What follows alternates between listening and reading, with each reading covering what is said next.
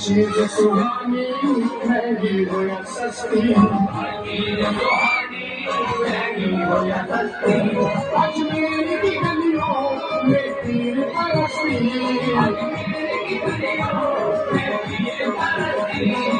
दीन का मस्सन ईमान की मस्ती।